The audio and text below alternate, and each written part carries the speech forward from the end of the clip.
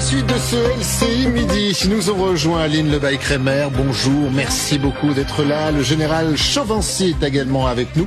Merci beaucoup, général. Et Xavier de Giacomani, c'est un plaisir de vous avoir tous les trois. Alors on va partir sur l'un des pires fronts de cette guerre. On partira également du côté de Moscou, retrouver nos envoyés spéciaux. On attend Steve Witkoff. Il sera demain, normalement, à Berlin. L'émissaire de Donald Trump doit discuter du plan de paix, des garanties de sécurité surtout, avec les Européens. Mais vous allez voir que Kiev repart à l'offensive et fait mentir la Russie et ses prétendues conquêtes de territoire. Un beau coup même que l'on doit à Volodymyr Zelensky qui hier s'est rendu dans la partie la plus disputée du front. Regardez ces images. Nous sommes à Kupiansk, théâtre de combats acharnés depuis des mois. Le Graal même pour Vladimir Poutine. Il avait promis à son peuple que la ville et la région étaient aux mains de l'armée russe. Regardez ce que dit Zelensky. Écoutez-le même.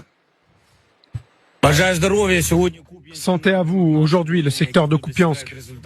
Nos combattants qui obtiennent des résultats ici. J'ai adressé mes félicitations aux gars. Merci à chaque unité et à tous ceux qui combattent, tous ceux qui détruisent l'occupant. Aujourd'hui, il est extrêmement important d'obtenir des résultats sur la ligne de front pour que l'Ukraine puisse obtenir des résultats en diplomatie. Et pourtant, si vous nous êtes fidèles, souvenez-vous, c'était en novembre dernier, le président russe, regardez ces images, dans une opération bien huilée de communication en tenue militaire pour l'occasion, savourait sa victoire à Kupiansk, dégustait même les paroles de son chef d'état-major.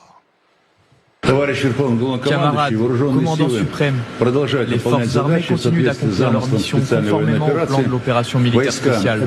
Les troupes du groupe interarmé avancent pratiquement sur tous les fronts, suivant ainsi les succès obtenus au cours de la campagne de printemps et d'été. Les forces occidentales ont libéré la ville de Kupiansk et continuent de détruire les unités des forces armées ukrainiennes encerclées sur la rive gauche de la rivière Oskil.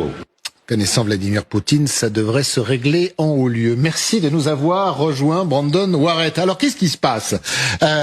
Si j'ai bien tout compris, notre chef d'état-major militaire Gerasimov et Vladimir Poutine, on l'entendra d'ailleurs en parlant de Kupiansk. Et puis là, nous voyons le président ukrainien se balader tranquillement, aller voir ses soldats.